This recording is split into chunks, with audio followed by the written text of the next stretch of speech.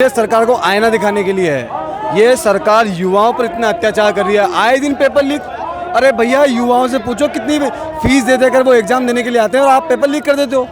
एक वो डोटासरा जिनके प्रदेश अध्यक्ष, और डोटासरा वो पास कर लिया उसने सारा सासरा, बेटी जमाई सब उसने बना लिया अपने IAS अधिकारी। महिलाओं पर इतना अत्याचार आपने कल देखा भीलवाड़ा के अंदर, एक बच्ची के स्कूल बैग के अंदर कई समाज विशेष के लोग, जिनको अपन मुस्लिम समाज के लोग कहेंगे, मुस्लिम समाज के लड़के कहेंगे, उन लोगों ने पानी की बोतल में पेशाब डाल दिया। यार ये नीच काम, और आप उनका समर्थन करते हो। ये मुस्लिम वर्ग के लोग तो उनके कोर वोटर हैं। स्कूल बैग के अंदर लव लेटर लिख के रख दिया। यार शर्म करो गहलोत जी, कुछ एक्शन लो इस चीज़ के ऊपर। आप तो तकिया लगाकर और मुख्यमंत्री निवास में आराम कर रहे हो, जनता यहाँ परेशान है। आप देख रहे हो लाखों की तादाद में लोग हैं, सब बिल्कुल गुस्से से भरे हुए हैं। ये चाहते हैं जैसे तैसे करके इस कांग्रेस सरकार को उखाड़ के राजस्थान से बाहर फेंकना है। कांग्रेस तो खुद को सेकुलर बताती है।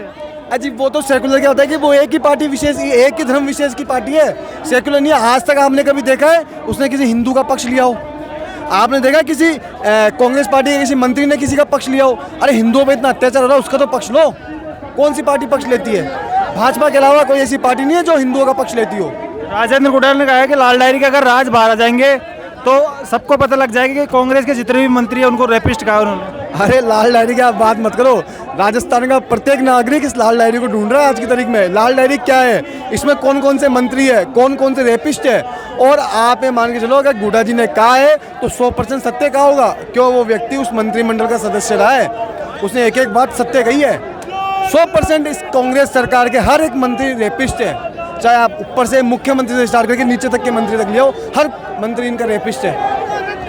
राजेंद्र गुड़ाल ने महेश जोशी के लिए कहा है कि वो तो रेप के मामले में शतक पूरा कर चुके हैं, रेप के मामले में सचिन तेंदुलकर है। देखिए ऐसा होता है कि पिता के गुण बच्चे में जरूर आते हैं। अभी हमने थोड़े समय पहले देखा कि उनके पुत्र महेश जोशी जी के पुत्र हैं जिन्होंने एक बच्चे का बलात्कार किया, और इस कांग्रेस सरकार की इस हद तक गिर चुकी है सरकार की। इसमें आप ये देखो कि उस बच्चे की FIR यहाँ दर्ज नहीं होती है। FIR दर्ज करवाने के लिए उसे दिल्ली जाना पड़ता है। अब इससे बड़ा घृणित कार्य क्या होगा? इस सरकार के जो सिपह सलाहकार हैं, मंत्री हैं, वो लोग बैठे हैं, वो लोग उनके बच्चे से काम कर रहे हैं, तो आम आदमी कहाँ सुरक्षित है बताओ? सचिन पायलट ने कहा लाल डायरी कोई मुद्दा ही नहीं है, बीजेपी फालतू मुद्दा बना रही है चुनावी माहौल बनाने के लिए। देखिए उन्हीं की सरकार के मंत्री ने जब ये बात कही तो इसमें कहीं न कहीं तो सच्चाई होगी। और आज के समय में उस लाल डायरी के लिए हर व्यक्ति, हर आम नागरिक ये चाह रहा है कि वो लाल डायरी के जो राज है वो खुले। 2008 में बम ब्लास्ट हुए थे तो उसके सारे आरोपी बरी हो गए। तो जैसे ही वो सुप्रीम कोर्ट जाने के लिए ऐलान किया तो टोंक में जो है मुस्लिमों ने उनसे सचिन पायलट से कहा था कि आपको नहीं जाना चाहिए था, हमने आपको वोट दे करके जिताया, आप सुप्रीम कोर्ट में क्यों गए?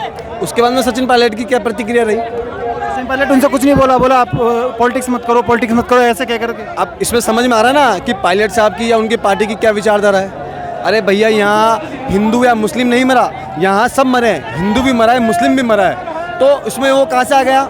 पायलट साहब को निष्पक्ष होकर इसमें जवाब देना चाहिए था। उन लोगों ने तो कोई जवाब ही नहीं दिया इसके ऊपर। उन्होंने तो अपनी सरकार को शांत कर लिया। अरे भैया, वो बरी हो गए, आतंकवादी वो घूम रहे हैं, आज वो बरी हो गए, कल को वो और भी अत्याचार करेंगे लोगों के ऊपर। उनको भी पार्टी को सोचना चाहिए, कांग्रेस को। 17 बार पेपर लीक हो चुके हैं, अभी तक कोई कड़ी कार्रवाई नहीं हुई।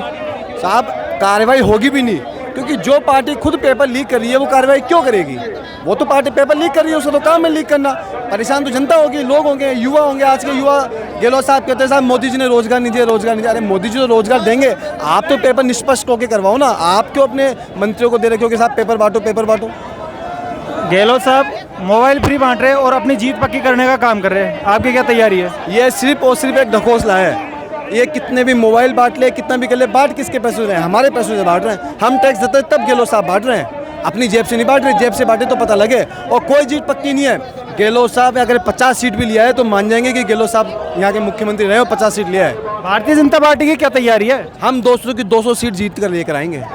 यहाँ का एक एक बूथ इस तरह का कार्यकर्ता मजबूत है, और वो बूथ इस तरह का कार्यकर्ता यहाँ का अपने आप में एक राष्ट्रीय अध्यक्ष के बराबर है। इतनी मेहनत करेंगे कि 200 की 200 विधानसभा जीत कर लेकर आएंगे हम। ये जो भीड़ देख रहे हैं ना आप, ये भीड़ त्रस्त है कांग्रेस सरकार से, इसलिए आज ये आई है। ये वो भीड़ नहीं जिनको पैसे देके बुलाया गया, ये सब जो लोग त्रस्त हैं और इस सरकार से भयंकर रूप से परेशान हो गए, वो लोग यहाँ आज आए।